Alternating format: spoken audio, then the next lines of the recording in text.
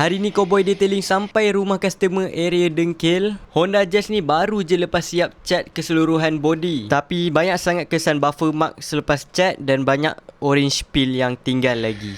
Buffer mark ni berlaku sebab polishing yang tak kemas. Dia tak polishing sampai habis cat kereta ni. Jadi kami akan polishing untuk hilangkan semua defect.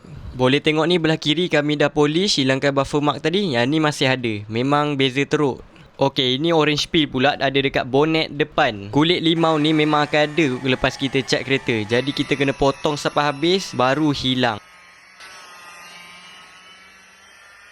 Belah kiri ni belum polishing dan kanan ni sudah polishing 2 step pakai jean pad dan wool pad. Memang shining gila, macam cermin guys, berkilat, cantik sangat.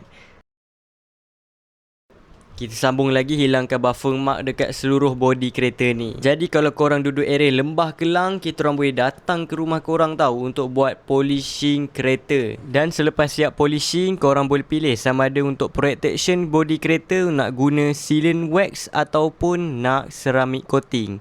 Macam dalam video ni kita orang guna wax. So wax ni boleh tahan dalam 3 bulan. Nampak tu, efek hydrophobic pun ada dekat wax. Memang cantik.